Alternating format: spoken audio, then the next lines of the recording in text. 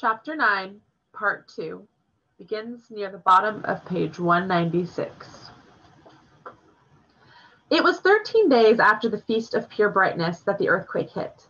Just a little after 5 a.m. demon time, I had gotten dressed and gone out to the pump to get some water. The morning was filled with that soft, gentle twilight of spring when everything is filled with soft, dreamy colors and shapes. So when the earthquake hit, I didn't believe it at first.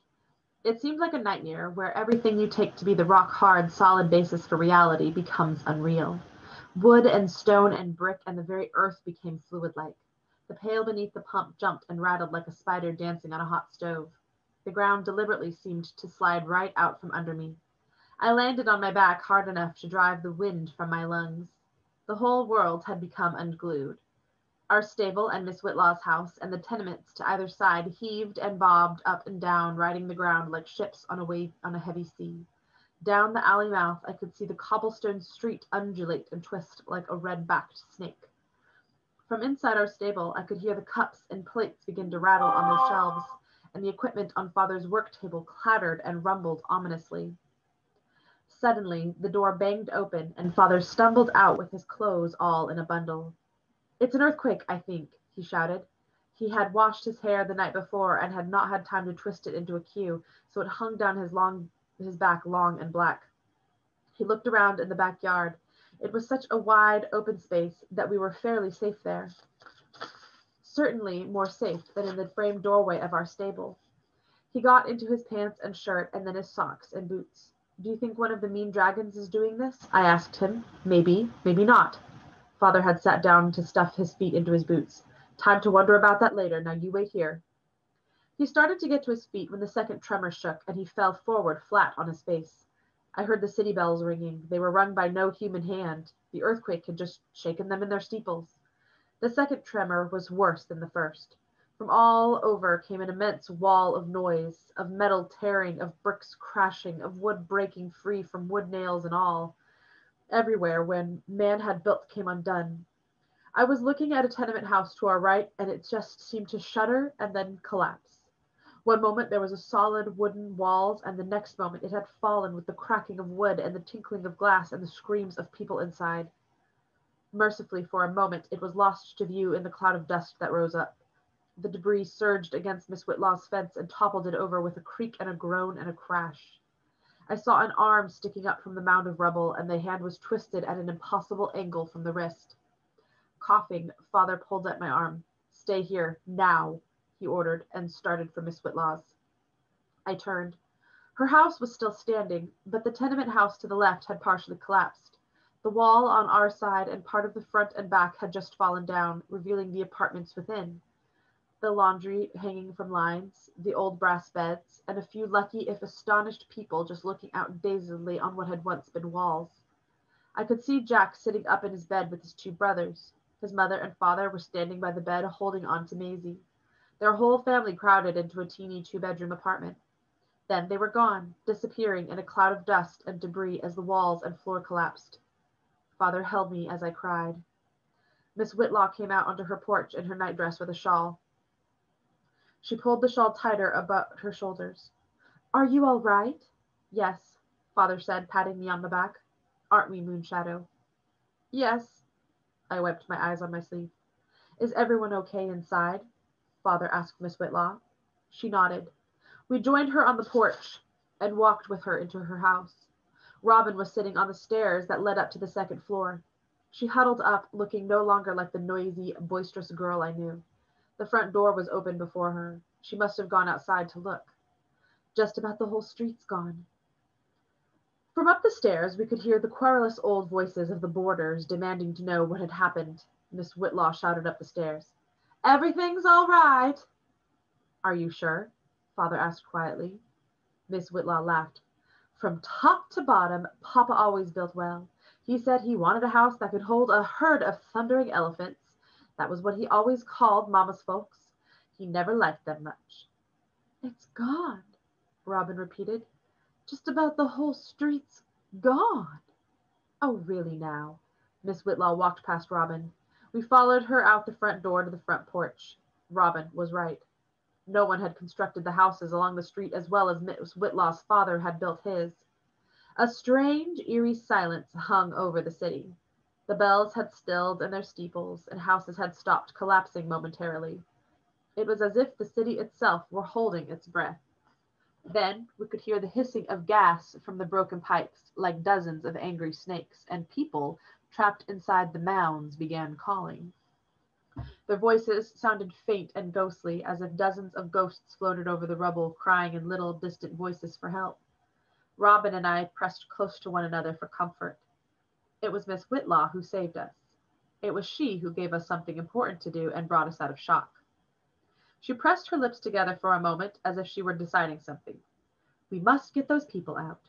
It would take 4 of us weeks to clear tunnels for them, Father said. We'll draft help. After all, we were put on this earth to help one another, Miss Whitlaw said. Father suppressed a groan. A grin. I see what I can do, but better put on clothes. What? Oh my!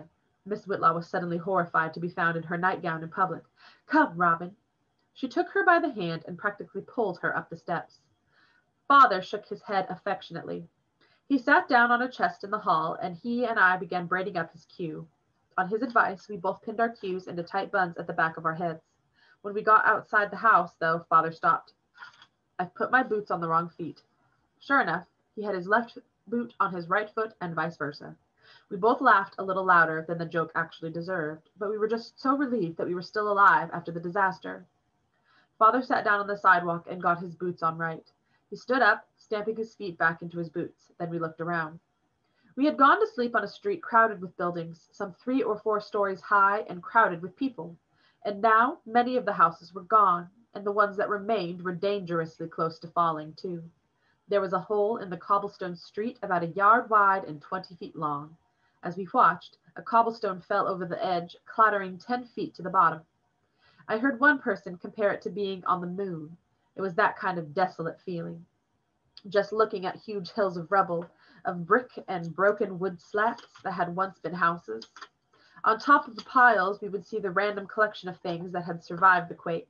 Somebody's rag doll, an old bottle, a fiddle, the back of an upholstered chair, and a woman's slender wrist sticking out of the rubble as if calling for help. And then the survivors started to emerge, and I saw that there were as many hurt in mind as in body. Some people wandered out of the buildings almost naked, others still in their nightclothes. I saw one man with the lather on one side of his face, the other side already clean-shaven. In his hand was a lather-covered razor.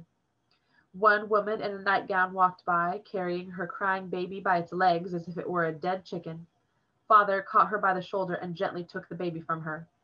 Fix her arms, Father told me. I set her arms so she could cradle the baby, as if the mother were a doll. Then Father put the baby back into her arms. She dumbly nodded her thanks and wandered on. Other people who had taken the time to dress had dressed in the oddest things, choosing things they wanted to save rather than what would be appropriate for a disaster. I saw one shop girl go by in a ball gown with the ruffles sounding crisp in the morning air. Perhaps she had saved for a year to buy it. I don't know. But I saw another man in formal tails go by. His wife carried the baby while he pushed a baby carriage filled with jewelry, a frying pan, and a candelabrum.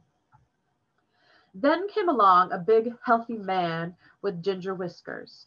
He had slipped his trousers on over his red long johns, and in his arms he had a chest. Father tried to stop him. Please, need help.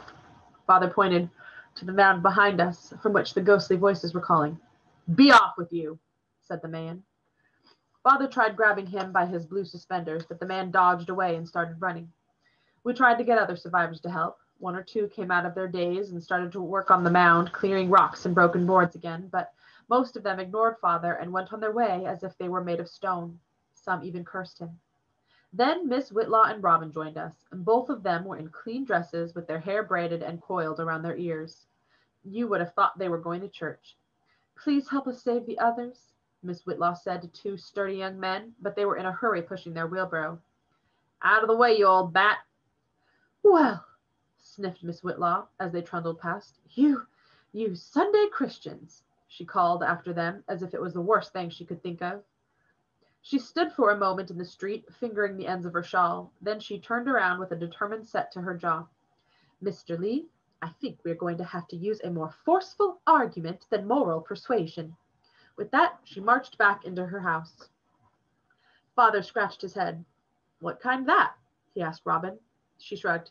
Maybe we'll pay them. Miss Whitlaw came out a moment later with one of her heavy wooden kitchen chairs. She set it down in front of Father. Break this, please, Mr. Lee.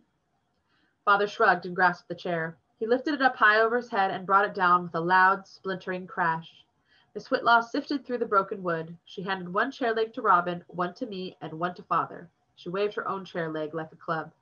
There never was anything like a swat across the fundament to wake up a sluggish conscience. She pointed her club across the street. You take that side, Mr. Lee. I'll take this. Don't let anyone through. What about your boarders? Those ancient rabbits are packing their bags and running away. Miss Whitlaw sniffed. They're too old to help. It was a wonder to watch Miss Whitlaw sail up the block and gather people behind her like a hen collecting her chicks. In her gentlest but firmest way, she gathered up the surviving demons and set them in work crews to clearing up the mounds from which people were calling. Watching her with open admiration, Father shook his head. Now just look at her. For myself, I could not help thinking that she had missed her vocation as a Shanghaier. The next moment I learned why we had clubs. A demon came towards us in a suit and balancing 3 hats on his head. 2 were derbies and the last was a top hat. In either hand he had a suitcase. His eyes glanced up continually towards his hats. Please help, Father asked him. Go on with you, the man said, and tried to push past. Father shoved the end of his club into the demon's chest. You'll help. The demon dropped his suitcase and swung at Father, but Father ducked easily. He clubbed the demon bluntly on the back of the head. The demon grunted and fell to his knees. Father raised his club menacingly. The demon held up his hand. All right. Just don't hurt the hats. Watch where you're stepping. You go over there. Father pointed to where Miss Whitlaw stood supervising one reluctant work crew. The demon picked up his suitcases while Father picked up his hats, dusted them off, and set them on his head one by one. I don't think the demons were necessarily bad for not wanting to help others. They might have been scared or so shocked that they could not really know how selfish they were being. Now that there were other demons actually helping to save the trapped demons, we did not seem to have as much trouble as before. Some demons were glad to pitch in, though we still had to use the clubs on some others. When we had work crews at every mound from which there was a voice, about 50 people in all, we tucked our clubs into our belts and joined them. Miss Whitlaw had managed to salvage shovels, pickaxes, and crowbars from the various places for at least a dozen workers. The rest of us used our hands or the ends of our boards. Father deliberately chose to work on one mound which stood under a wooden wall. It was the last wall of the tenement, one of the buildings he had worked in, and at any moment the wall threatened to collapse. When I climbed up the hill of rubble to stand beside him, he turned to me. You work somewhere else, he told me. But I figured I had as much right to make a fool of myself as he did. I picked up a rock and sent it clattering down the slope of the hill like mound. Father tapped me on the shoulder. Did you hear me, boy? You go somewhere else. The faster we can clear this stuff away, the sooner we can leave this mound. Maybe we can even get away before the wall collapses. Father grinned suddenly. You're getting as unruly as a demon. He slapped me on the back, and together we went back to work. As we worked to clear the mound, we saw 5 old demons and demonesses hobble down the steps of Miss Whitlaw's house. There were suitcases in their hands, and some had to use canes to walk. They all had the same panicky look on their faces. It was the first time I had ever really seen them, and Robin was right when she told me that they were enough to curdle milk. I felt sorry for her having to sit at the table with those old bags. I went back to help clearing the mound. It was a little bit like playing jackstraws, where you toss all the straws down in a pile and then try to take one away without disturbing the others. There was a kind of science to freeing the demons from the mound. A building does not collapse completely. There are little pockets inside the mound where the people are trapped. The trick is to not dig away the whole mound, but to work tunnels into those pockets.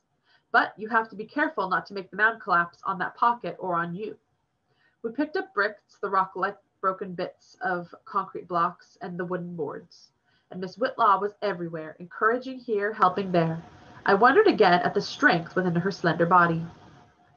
About an hour after we started, Miss Whitlaw came over with Robin in tow. All our sweating faces were covered with a fine film of dust. We all looked like the mountain trolls who live deep, deep within the earth. Moonshadow, you and Robin make some sandwiches and hot tea. We'll all be needing a break. I glanced up at the tottering wall. It's all right, Father told me. We're almost finished here. We had already pulled 4 people from the mound. Only one of them had any injury, and that was a broken leg. Robin and I went around to the back. We were going to try to wash our hands and faces at the outdoor pump, but no matter how much we primed the handle, no water would come out. So we decided to use the one in Robin's kitchen, but the indoor pump was dry too. There was only the steady creak, creak, creak as we took turns working the handle. That's funny, she said. It's never been this slow before. What do we use for water? I asked. Get the water from the pitchers in the rooms, Robin said. There was a pitcher of water and a wash basin in each bedroom for washing up. She wagged a finger at me. And don't let me catch you wasting any of it by washing your face. I wouldn't think of it, I said, though I really had been. It was a good thing that Miss Whitlaw had just baked the other day, so there was plenty of white, fresh, sweet-tasting bread. For filler, we had ham and some of that fermented cow's milk that the demons called cheese, but that I always thought of as stuff made out of cow's pale urine. It sure smelled like old urine to me. Luckily, there was also a lot of jellied preserves. Robin carried the sandwiches out on trays. I lugged the pail of water with the pitcher. As the people quit working to gather round, Robin warned them that it was all the water we had until the pump started working, so they were to go easy. Father paused, his sandwich in his hand. What's the matter? I asked him. He seemed troubled. Nothing, he said, and went back to eating. After breakfast, we went back to work. By that time, we had saved about 20 people. Poor Macy and Jack had not been among them. Their bodies were still somewhere in the ruins of their tenement. We had put the 3 injured demons on makeshift stretchers made out of blankets and long boards we salvaged from the ruins and taken them into Miss Whitlaw's house, which was the only one standing intact on the block. Then she had sent one of the neighborhood boys, one of my former tormentors, after a doctor. We had not been at work again for more than half an hour when we heard an indignant yell that carried along the street. It was Robin. Hey, you drop that! Father and I turned to see a demon standing on the porch of Miss Whitlaw's house. He cradled a small chest in his arms. Father and I were working on a mound next to the house. Father jumped over Miss Whitlaw's fence. I was still climbing over it as Father ran across the garden to the bottom step. The thief stared at Father for a moment. And then the demon tried to kick Father, but Father caught his leg and gave it a vicious twist. The thief had to turn around or lose his leg. Father shoved, and the thief went face down onto the porch. He rolled over, his hands reaching for his belt, but Father already had one knee on his throat. The thief lay still. Father slipped the knife out of his belt and threw it into the doorway. He handed the chest of money back to Miss Whitlaw. She took it with a nod of thanks. Let him go now, Mr. Lee. But this earthquake will bring out the best and worst in folk. Miss Whitlaw waved her hand as if the thief were some stray dog. Go on. The thief got up, not quite believing that he was free. Rubbing his throat, he limped down the steps and down the street with everyone staring. Better take inside and hide, Father said. Miss Whitlaw nodded and left. We heard her quick, light steps on the stairs, and we both watched the thief slip around the corner out of sight. People, Father said with a shake of his head, and this is probably only the start. Father? There's a whole city in ruins, and more of this kind willing to take advantage of others' misery, he explained. He touched the club in his belt. But there's no helping other people's souls. We can only try to help the people trapped inside the rubble. About an hour later, we stopped. My throat was dry from the dust and dirt. I went to the outdoor pump and worked hard for about 5 minutes, but still no water. And then, turning, I saw an ominous sight. There were 3 tall columns of black smoke rising from the south. They were apart from one another, but as I watched, 2 more sprang up. I went quietly to Father and pulled at his sleeve. He turned, heaved a stone down. He looked in the direction I pointed. Yes, he grunted. I noticed them. There's not enough pressure in the pipes for the water to come out of the fire demon's hoses. They'll fix them soon. Not soon enough if there's fires. There won't be any water for the fire demons to use. He put his hand on my shoulder. But don't you tell anyone. No sense causing a panic. They might get the pipes fixed before there's a serious fire. And he went back to work. But it was not more than 5 minutes later that a buggy dashed by. There were a demon and a demoness and 2 frightened demon children clinging to it. To the top of the buggy were lashed a mattress, a nightstand, and other items. Pots and pans had been tied to the sides, and they clanked and rang as the man drove. He had to stop when he came to the hole in the street. His horse was covered with sweat, as if the demon had driven him too hard. The demoness took the reins while he got down and threw his coat over the horse's eyes. He was wearing a bright pink nightshirt underneath, and he guided the horse around the hole. Father went down to him then. "What's hurry?" he asked. "There's a fire south of Market," the demon said. Market Street was the main street of the city and ran diagonally across it, dividing the city in half. "There's no water for the horses. They're still going to try to make a stand on Market, but I don't see what they can do. The fire'll just spread and spread."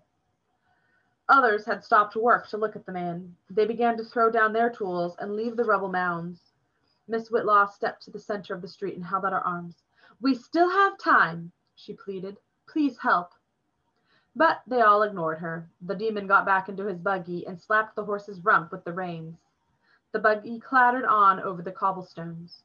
When I looked back, the entire street was abandoned, except for a few people trying to save something from the ruins of their homes.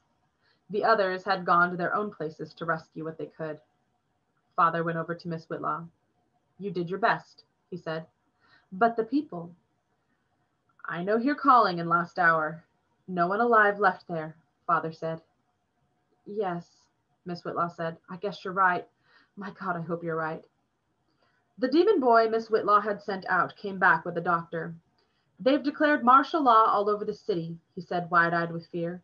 "And there's a fire to the southeast, a big one, already across Market." And then he left hurriedly to join his family across the street, salvaging what they could before they fled for safety, though where they were going to go to escape the fire no one knew as yet. It was not until months later that we learned how it started. The demons would call it the ham and eggs fire. A woman whose house had survived the quake began to make a breakfast of ham and eggs. But the earthquake must have damaged the flue of her chimney, for sparks from the fire caught on the walls, and the whole quarter of wooden houses had gone up in flames. Because the fire companies were off to Market Street, there was no real effort to stop it. It was just spreading. The army came marching in about 4 hours after the earthquake. The soldiers had on broad brim hats with the crown of the hat shaped into a cone. Over their shoulders, they wore blanket rolls in which they had rolled up their belongings so that they looked like they were wearing donuts. On their rifles were bayonets. They were headed by an old demon with V-stripes on his sleeve that Father said were sergeant stripes. The old demon was chewing on a plug of tobacco. "You'll have to get out of here, ma'am," he said. "There's a fire coming." "How much time do we have?" "Maybe 6 to 10 hours. "We have injured here." "Take them to Golden Gate Park. They'll be safe there. The fire will be going more north than west." "I don't see how we're going to get there, Sergeant." He seemed to have sized up Miss Whitlaw and liked what he'd seen. "Now, I'm supposed to keep a lookout for looters and the like, but if I was someone who needed a horse underneath me, I'd try on Van Ness, where I just saw a horse tied to a wagon." "But surely there's an owner." "Yes'm. He must have gone back into his house for one too many things, because the house fell on top of him while he was getting it." "Thank you, Sergeant," Miss Whitlaw said. "My pleasure, ma'am." He touched the brim of his hat in a kind of salute. "Just step lively before the next patrol comes through." The Whitlaws and I spent an anxious 10 minutes while Father went to get the wagon. We sat down by the front door, clubs in hands, watching for looters. We saw 2 sleazy individuals, but they took one look at us and slunk on, picking at the rubble as they tried to find something worthwhile to take. It was a relief to hear the rumble of a wagon and the clatter of hoofs, and see Father perched on top of the wagon. We loaded the sick onto the wagon, along with some bedding, some clothes, a frying pan or 2, and other things. That plus Miss Whitlaw's bags and our own boxes of possessions took up the wagon. The whole southward side of the city was covered with black smoke now. I could not see the sun even. As she climbed down the wagon beside Father, Miss Whitlaw asked him, "Don't you want to throw away your club?" "Not yet." Father looked grim. "I no like what I see. Come back here." He did not elaborate, and we did not ask for details. The streets were strangely empty now, the houses that were standing tilted every which way as if they were drunk. Rubble covered the streets. We saw dead horses everywhere, and now and then heard rifle shots. I asked Father what they were, and he replied grimly, "Soldiers shoot looters." Well, we got everyone to Golden Gate Park, where there were thousands of other demons and demonesses and their families. Healthy as well as injured, all had taken refuge there. We got our patients to the demon doctors and found a site for a camp, and the demons right next to the site agreed to watch our things. Then we headed back. On her lap, Miss Whitlaw now had an antique pistol which had once belonged to her father. She had taken it along in one of her bags as a souvenir, but had gotten it out, just in case we met more than Father's club could handle. Lefty was waiting for us on the stoop, munching on a chicken drumstick. Father laughed with relief and jumped off the wagon. Well, you did it all right for yourself. I might say the same. Lefty looked up at me. You're both rather filthy, but otherwise intact. How about the others? Equally as filthy and equally as intact. Uncle sent me to check on you. You can see we'll be all right. I also came to get your help, Lefty added. Uncle won't leave the building. The old fool, Father muttered. Will you come? Lefty asked. Of course, but let us help our friend first. Lefty got up then. He had been sitting on a silk napkin that must have belonged to one of his customers. He fastidiously wiped his fingers on the napkin and laid it on his right arm, folding it neatly with his left. Then he slipped it into his pants pocket. Are you hungry? Can't you hear the rumbling in our stomachs? I thought it was another tremor in the earth. He produced a big basket of chicken, enough to feed a dozen people, and best of all, a big bottle of rice wine. I suddenly realized how thirsty we were. Father beckoned to the Whitlaws. Come on, he said. It's for all. Father helped Miss Whitlaw down while Robin just jumped. They stood shyly around the basket on their front porch. This is Lefty, Father said. How do you do? Miss Whitlaw held out her hand. Lefty took it. Robin's eyes grew wide when she saw the stump of his right hand, and I knew I would have some explaining to do later. She does not look very ugly for a demoness, Lefty said to Father. Most of them do not age well. Miss Whitlaw smiled politely and looked to Father to translate. He said he's very pleased to meet you, Father said, hiding a smile. As neither Miss Whitlaw nor Lefty understood one another's language, everything went smoothly. As we ate, Father asked questions about the Ting People's town in the low voice we all used after the earthquake. It was as if all of us were afraid of attracting the attention of whatever creatures, gods, dragons, or demons, had caused the earthquake. Lefty told us about how a bull had appeared suddenly in the streets of the Tang people. He must have wandered up somehow from the stockyards, but many of the Tang people were convinced he was the bull who was one of the 4 animals who supported the world. The Tang people had surrounded the bull, slapping and shouting, and even cutting at him with knives, trying to drive him back to join his brother animals. Finally, one stupid Tang man had thrown his knife, and it had buried itself deep in the bull's side, and the bull, with a low groan, had staggered on until a policeman shot it. Many of the Tang people had left after that incident, convinced that the world had become unhinged. They may be right, Father grunted, and went on to tell the story to the Whitlaws. After we finished the meal, we put the rest of Miss Whitlaw's valuables into the wagon. There were her stereopticon, her slides, her world globe, almost all the essentials of life, Miss Whitlaw said, disregarding food, clothes, and bedding. It was Robin who got out the clothes they would need and blankets and mattresses and other things. The wagon was quite full when we finished. Miss Whitlaw arranged a kind of soft nest in the middle of the wagon load. And now the window, she said. Father helped her ease it out of the window frame. Lefty let out a low whistle when he saw the window. Surely it is the very jewel of heaven, he said. We did not need to translate that. Miss Whitlaw beamed. He wrapped it carefully in newspaper and then in a second layer of blankets before we put it in the wagon in the little nest. Miss Whitlaw turned then and took the door key out of her purse. Oh dear, I feel so silly. Go on, Auntie, Robin said. Who knows? Maybe they will stop fire, Father said, even though he knew they would not. But Miss Whitlaw had been born and raised in that house. Well, when you put it that way, Miss Whitlaw said. She walked quickly back up the path to her door and locked it. Then she put the key back into her purse. It was the last time she would be able to do that. Her home would be burned down that night. We started to get onto the wagon with her, but Miss Whitlaw told us to get down. Your kinfolk may need help. You need help yourself unloading all this and this, Father said. I'm sure I'll find some people there to help. You sure? Father asked. Yes, I'm quite sure. You not know how to handle horse. Who do you think Papa took camping with him? Miss Whitlaw took up the reins. Don't you worry about us now. You sure you'll be all right? We'll meet in the park, Miss Whitlaw said firmly. See you there, Father said. We watched until we were sure she could control the horse. The route to the park was clear of holes and rubble in the actual street, so it would not be that much of a problem. Robin now had the antique pistol and looked so eager to use it that I was sure she would discourage any would-be thief. We waited until they were out of sight, and then Lefty turned to us. She seems nice for a demoness. She is a superior woman, Father said.